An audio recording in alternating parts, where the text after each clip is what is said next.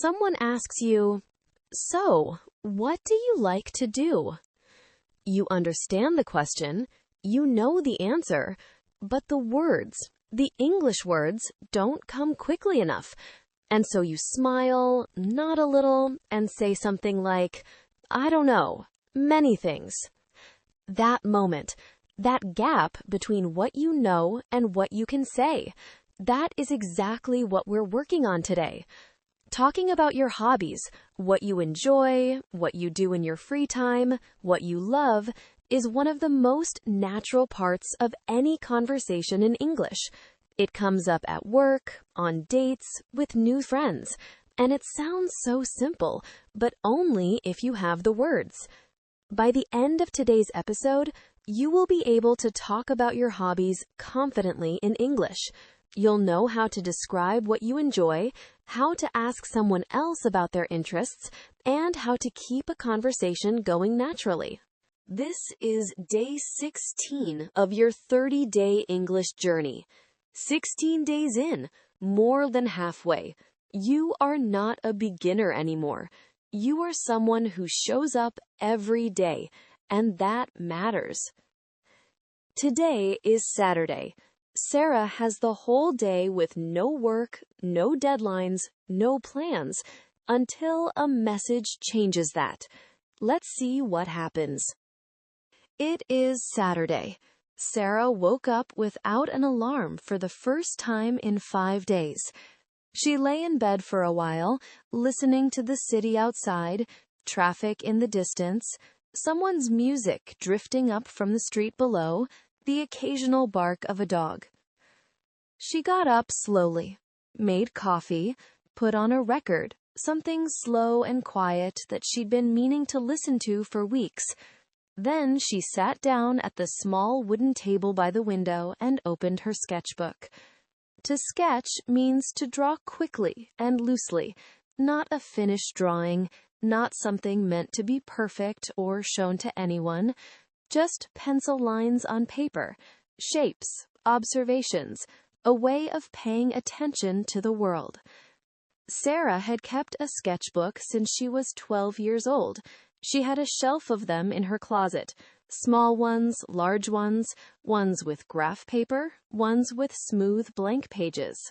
Each one full of windows and fire escapes and faces and hands and things she'd noticed but might have forgotten if she hadn't drawn them.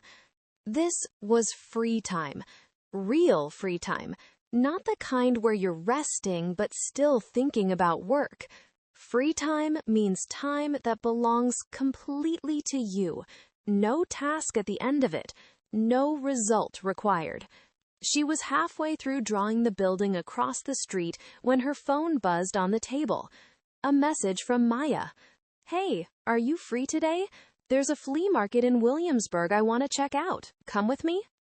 Sarah looked at her sketchbook, then at her phone. She typed back, "Give me 20 minutes. A flea market is an outdoor or indoor market where people sell secondhand items, old clothes, furniture, books, records, artwork, vintage objects. Each stall is different. You never know exactly what you'll find. That's the point." Sarah took the subway 2 stops to Williamsburg and found Maya waiting near the entrance, coat buttoned up, a canvas tote bag over her shoulder, already looking pleased about something.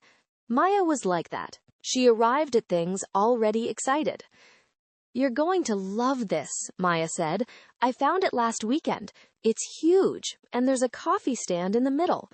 "You had me at coffee," Sarah said. They went in. The market was spread across an open lot, maybe 40 or 50 stalls arranged in rough rows. Old wooden furniture, stacks of books, crates of vinyl records, racks of vintage clothing, boxes of ceramic mugs, glass bottles, old photographs. The kind of place where you could spend 2 hours and feel like you'd only seen half of it. To browse means to look around slowly and casually, without looking for one specific thing. You're open to finding something. You're not in a hurry. Browsing is different from shopping. Shopping has a goal. Browsing is just looking. They split up almost immediately, Maya heading straight for the record crates, Sarah drifting toward a table covered in sketchbooks and art supplies. Sarah spent a long time at the art supply stall. There was a set of old sketchbooks, used ones, half-filled, abandoned by someone. She didn't buy those, but she found a new one, thick cream paper, a worn cloth cover in dark green, the kind of sketchbook that made you want to fill it. She bought it, $6. Maya, meanwhile, had found something in the record crates. She was holding up a vinyl album with a faded orange cover, showing it to Sarah with the expression of someone who had just found buried treasure. "Do you know who this is?" Maya asked. Sarah looked at the cover. "No idea." "Exactly. That's the whole point." Maya collected vinyl records. Not just music she already knew, she looked specifically for things she'd never heard of, artists from the 1960s and 70s who had been almost forgotten. She had over 200 records at home, organized by color on 2 long shelves. To collect means to gather and keep a particular type of object over time, because you love it, because it means something to you. A collection is deeply personal. It tells you something about who someone is, what they notice, what they value, what makes them feel something. "How do you even find them?" Sarah asked. "Flea markets, estate sales. Sometimes I find one in a box of random stuff someone is selling for $1. Maya turned the record over to look at the back. "Last month, I found an album that now sells for $80 online. I paid 50 cents. "That's incredible," Sarah said. "It's a hobby," Maya said, smiling. "It's a very specific, slightly obsessive hobby, but I love it." They found the coffee stand in the middle of the market, a small cart with a handwritten menu and 2 stools nearby. They each got a coffee and sat down, watching people move slowly through the stalls around them. "So, your sketchbook," Maya said. "Is that your hobby? Drawing?" Sarah thought about it. "Sketching, yeah. But it's hard to call it a hobby because it doesn't feel separate from how I think. Like, I sketch to understand things, to really look at something." "That counts," Maya said. "What else?" "Running," Sarah said. "Early mornings. And reading, mostly fiction. And sometimes I just walk around the city with no destination, not going anywhere specific, just wandering." To wander means to walk without a specific destination, moving through a place slowly with no particular goal, just noticing things. It's different from going for a walk with a route in mind. When you wander, the direction doesn't matter. The experience is the point. "I love that," Maya said. "I do the same thing with music sometimes.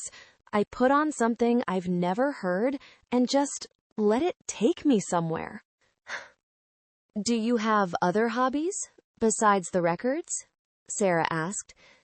Maya considered. "Cooking, a little. I like to try one new recipe a week, something I've never made before. And I've been learning to sew. Very badly. I made a tote bag last month that has one strap longer than the other." She held up the canvas bag on her shoulder. Now that Sarah looked at it more carefully, yes, one strap was definitely longer. "I think it gives it character," Sarah said. "That's very kind." A hobby is something you do regularly in your free time, not for money, not because you have to, but simply because you enjoy it. The best hobbies are the ones that make you forget about time, the ones where an hour passes and it feels like 10 minutes. "I think the thing I like most about hobbies," Maya said, "is that they're just yours. No one is grading you. No one expects anything. You can be bad at it, and it doesn't matter. Sarah thought about her shelf of sketchbooks at home. 12 years of drawings, most of them bad, some of them okay, a few of them, just a few, that she actually liked. Yeah, she said, that's exactly it. They sat there for a while, coffees in hand, watching people browse in the pale November light. Maya had found her mystery album. Sarah had her new dark green sketchbook. The city moved slowly around them, unhurried, the way it sometimes did on Saturday mornings. It was a good day. Today was Saturday.